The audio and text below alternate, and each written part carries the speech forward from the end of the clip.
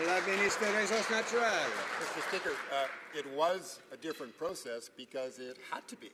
Because the Federal Court of Appeals said in no uncertain terms that the Harper Conservative process failed. So we could have tried to copy them and invite more failure. That wouldn't have been very bright. So what we did instead was spent 4 more months consulting Indigenous communities, and as the member knows, these projects do not always result in unanimity. For example, political parties aren't unanimous. Indigenous communities aren't unanimous. There's only one government that has the responsibility in defining.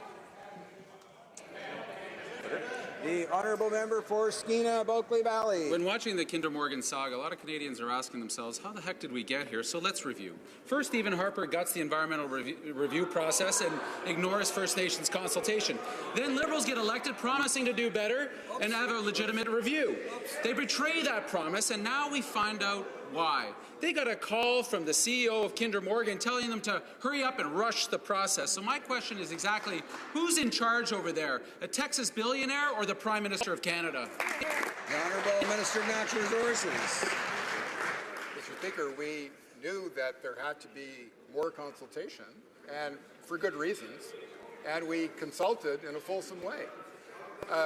The member also knows that among those who have differing points of view would be mayors and reeves in his own riding. And I've met with them, and they believe in responsible resource development, and they actually support the Trans Mountain expansion, even in his riding, because they understand that responsible resource development combined with environmental stewardship is where Canadians want their government to be. Member for Skeena-Bulkley Valley. No wonder he's looking so confused. He's looking for support in northern British Columbia for a pipeline that runs through the south of British Columbia. The Liberals were warned by their own officials that rushing the consultation would land them in court. And guess where the Liberals are? In court with First Nations. The Texas billionaire has called again with an ultimatum of May 31st. And when he says jump, the only question the Liberals have is how high. To get this pipeline built on Kinder Morgan's terms, the Liberals have mused about calling in the army. My question is this: how many Canadians, how many elders and young people are the Liberals willing to arrest just to meet this Texas ultimatum?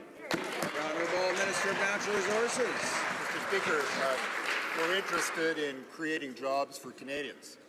We're interested in expanding our export markets because we don't think it's a good idea, maybe the honourable member does, that 99% of our export in oil and gas go to one country, the United States.